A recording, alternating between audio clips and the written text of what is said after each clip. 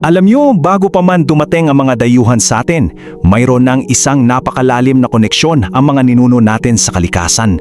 Ibang-iba ang mundo nila. Para sa kanila, ang mga hayop, hindi lang yan basta pagkain o alaga. Sila ay mga mensahero, mga tagapagtanggol at mga espiritu mismo na kasama nila sa araw-araw.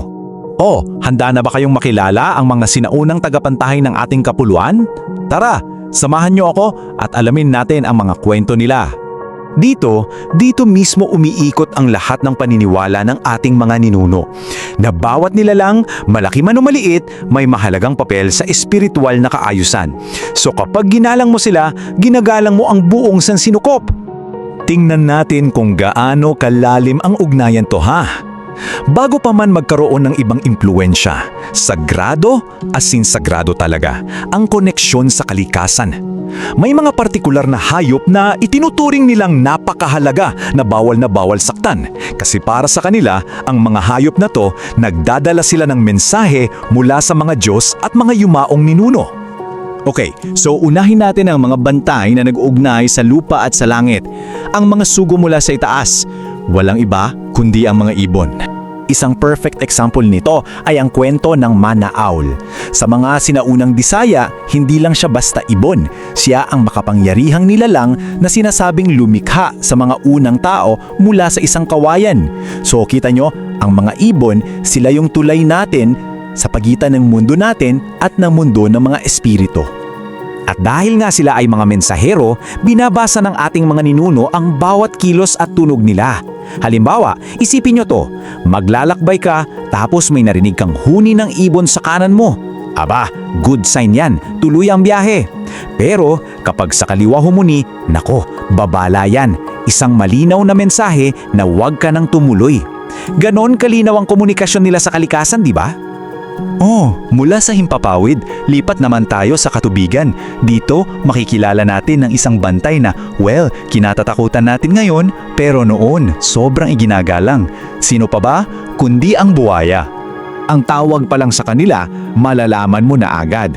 Hindi sila basta buwaya. Ang tawag sa kanila ay nono, na ang ibig sabihin, lolo o ninuno.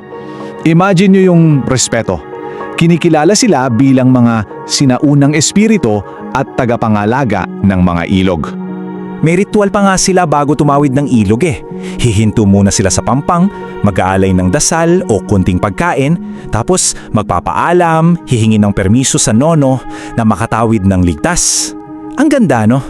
Isang relasyon na nakabase sa respeto, hindi sa takot. At ito yung pinakamahalagang bahagi ng paniniwala nila. Para sa kanila, ang buwaya ay simbolo ng katarungan. Hindi kanya gagalawin, hindi kanya sasaktan kung malinis ang iyong konsensya. Pero kung may kasalanan ka sa kalikasan o sa kapwa mo, parurusahan kanya. Ang nuno ay parang hukom ng ilog. Mula sa tubig, akyat naman tayo sa lupa para makilala ang huling sanchino ng mundo. Isang nilalang na madalas nating kinatakutan, pero pinaniniwalaang nagbibigay proteksyon sa loob mismo ng ating mga bahay. Ito ay ang ahas. Dalawa ang napakahalagang papel ng ahas noon. Una, yung practical side, tagabantay ng imbakan ng palay laban sa mga daga at iba pang peste. Pangalawa, at mas espiritual, ay yung paniniwalang may mga pamilyang may ahas na kambal. Isang espiritual na kapatid na nagpoprotekta sa kanila laban sa masasamang espiritu at sa anumang kamalasan. Dahil nga sa paniniwalang ito, ang pumatay ng ahas na nakita mo sa loob ng bahay ay, naku, isang napakalaking pagkakamali. Para mo na rin pinatay ang sarili mong bantay at ang paniniwala, magdadala yon ng matinding kamalasan sa buong pamilya. So ano ba talaga ang ibig sabihin ng lahat ng ito? Ano yung aral na iniiwan sa atin ng mga paniniwalang ito ng ating mga ninuno? Kasi, hindi lang to basta mga kwentong bayan, ito ay isang salamin. Isang salamin ng paraan nila ng pagtingin sa mundo. Isang pananaw na nakasentro sa balanse. Paalala ito na ang tao ay hindi amo ng kalikasan. Hindi tayo ang boss. Isa lang tayong bahagi nito na dapat mamuhay ng may respeto at pakikiisa sa lahat ng nilalang. At dito na tayo magtatapos.